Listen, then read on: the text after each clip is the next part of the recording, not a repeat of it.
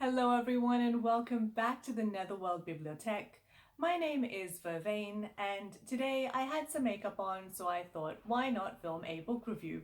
So that is how I have ended up back in our fiction section. But before I go any further, I just want to apologize if you can hear any background noise on this recording. We have some experimental spell work going on today at the Netherworld Bibliotek. So if you can hear any chanting or any chimes or anything like that, I apologize, but that's what's going on. Anyway, back to the purpose of today's video. I am going to tell you about Texas Outlaw, which is by James Patterson and Andrew Bourelle. The cover art is via Archangel, but I couldn't find the actual photographer, so please let me know if you know who I should credit the cover art to. The version that we have was published in 2020 by Arrow Books. So the way that this book review is going to work is that I'm just going to quickly give you a summary of the book so that you know what's going on, and then I'm going to talk about a few of the topics that have come up in this book, mostly police work and music, and I'll just be reading a few quotes along the way to illustrate my point. Okay, let's get started.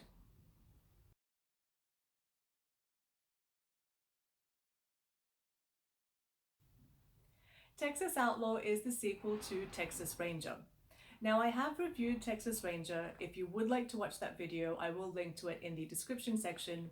However, both books can be read as standalone novels, so it would be okay if you just picked up Texas Outlaw and just started reading it. You could still understand what was going on. So both Texas Ranger and Texas Outlaw are set in present-day Texas, and they follow Rory Yates, who is a member of the Texas Rangers. Drink every time I've said Texas in this book review. So in the previous book, we find out that Rory had been falsely accused of murdering his wife. The matter made it on TV for, good and bad reasons. And he also started dating an up-and-coming country singer named Willow Dawes. In this book, Willow has written a song about dating him. So Rory, pretty early on in the book, makes the news again for a crime. I don't want to say too much, a crime that he investigates. And then Willow also writes a song about him called Don't Date a Texas Ranger. So he's a local celebrity. People recognize him for who he is and who he's dating. Separately to that, in a remote town in West Texas called Rio Lobo, there is a death.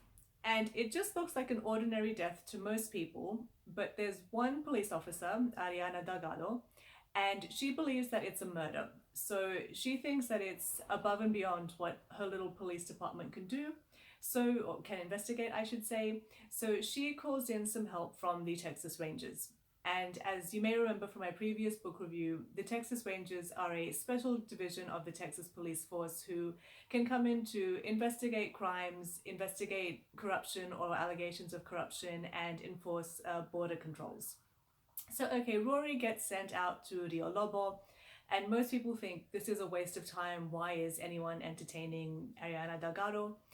But yeah, pretty soon, Rory finds out that there's something not quite right going on in this town. He can't put his finger on what it is, but as he's driving through the town, he sees that a lot of the buildings have the name McCormack on them. So there's the McCormack Library, the McCormack Sports Complex, and he notices that these are not private businesses, these are public amenities, and he thinks these things couldn't really be built to the standard that they're built to unless there was some kind of really large public donation. So he's thinking, who's this McCormack guy? Why is his name on everything? And then you start thinking, it sounds like this guy has a lot of money and a lot of influence, and it sounds like he's given a lot to this little town, but when you give a lot, sometimes you expect a lot in return. And so the wheels of your mind start spinning, coupled with the fact that Rory says, there's something rotten going on in this town.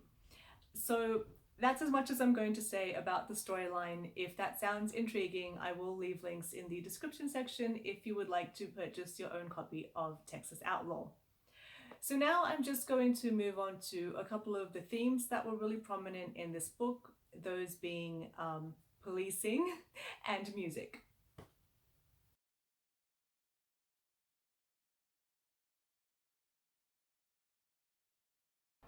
So first, let's talk about character development. In the previous book, or in my previous book review, you may remember that I talked about Rory sometimes being impulsive and reckless, and at one point he almost contaminated a potential crime scene because of his behavior. In Texas Outlaw, I'm happy to say that you can see Rory reflecting on this and consciously trying to make a difference. So I'm just going to read you a quick excerpt that demonstrates that. Once the case was solved, my name was all over the papers, and the headlines weren't always good. I'd earned a reputation for being a hothead willing to bend or even break the rules. Ever since, I've been trying to keep my head down, follow the rules, and be the best ranger I can be. So this is one example of Rory Yates being a really conscientious character. There are a couple more examples where he reflects on his past actions and thinks, you know what, I didn't do the right thing. I'm going to try to improve and do something better in the future. So I like him as a character, but I also like the way that he's written. I think that character development is a way to keep your series interesting, especially if there are going to be more books in the Texas Ranger series.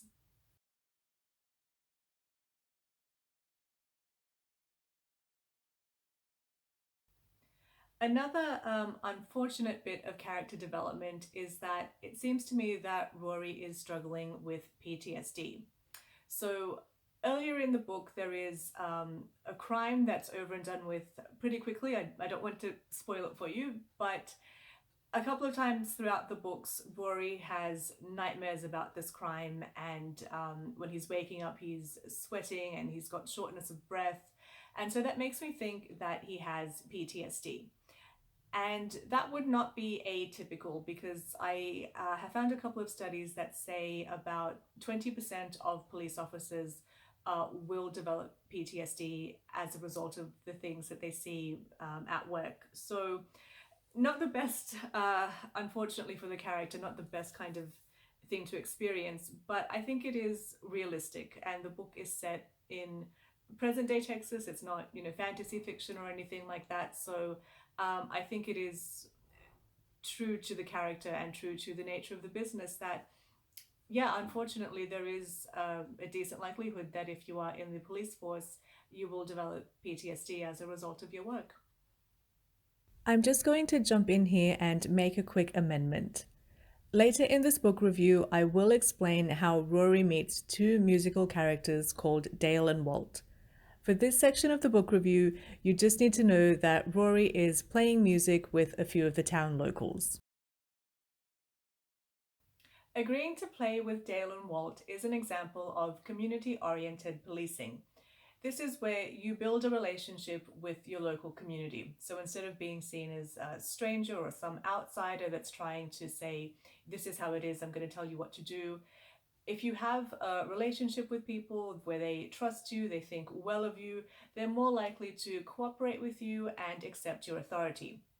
So we see another example of this a bit later on where someone vandalizes Rory's truck and he's pretty sure he knows who it is and he catches up with this person, but he uses his discretion and he doesn't arrest this person.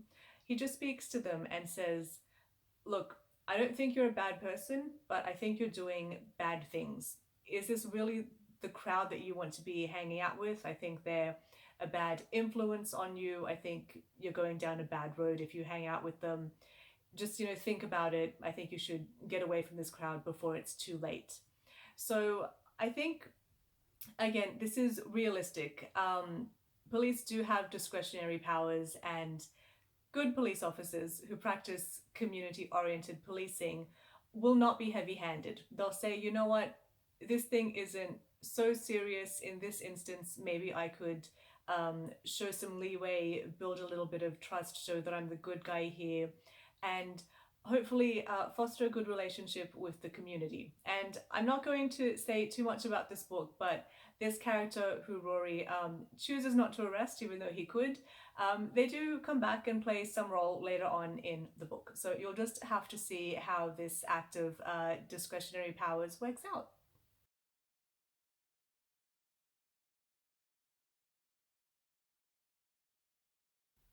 The final thing that I want to talk about is music.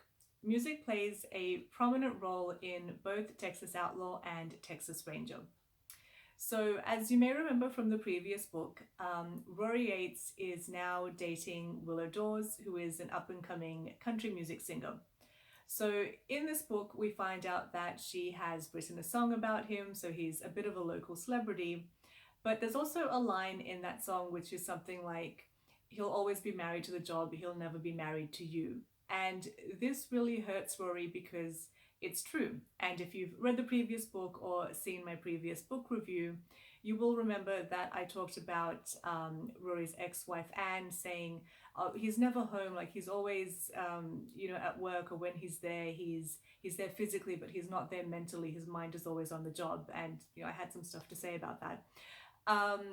But yeah, this again is a sign of character development, and Rory says, you know what, that really hurts me, and I don't want to be like that. I really want to be present. I really want to be a good boyfriend. So two things going on there. Again, good character development, and it's one example of the way that music is woven into this story. Another way that music is woven into the story is that when Rory goes to Rio Lobo, he meets a couple of characters, Dale and Walt, who are like, hey, we heard you at the motel that you're staying at. We heard that you were, playing guitar and you were singing. We're in a band. We don't have a lead singer at the moment. Would you, just like to jam with us? And at first it's like, how do you know that? But it's a small town. I think the landlady maybe passed on that he's a bit of a musical character. But yeah, Rory, one, is friendly and is like, okay, yeah, it'd be nice to do something, to relax after work.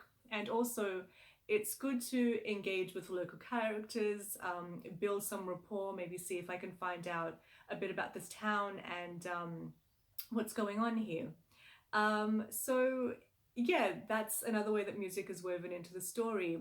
But one thing that I really appreciate is that the authors have really taken some time to talk about individual country songs and say what the song is, who it's by, give a bit of the backstory about why the song was written or the circumstances that it was written in, and if possible, talk about what it sounds like, because we're reading, we can't hear the song, but they will try to explain what the song might sound like if you haven't heard it. So I'm just going to read you a little excerpt just so that you have an idea of what I'm talking about. I will be right back. I practiced playing the Kenny Chesney song Better Boat. It's a mellow song, just an acoustic guitar and vocals, about a guy riding the waves of life, with the guitar part that's just tricky enough to be a challenge for an amateur like me. On Kenny Chesney's version, Mindy Smith sings backing vocals, so it's a fun song for me to do with Willow. And so concludes today's book review of Texas Outlaw by James Patterson and Andrew Bourelle. Let me know what you think. Let me know if you have read this book, if you agree with my commentary, if you think there's anything that I missed. Also, let me know what you think of my little setup. This is my willow plant. His name is Twin. Let me know if you want to see more of him in my future book reviews. But that's it for today. Thank you very much for stopping by, and maybe I will see you next time.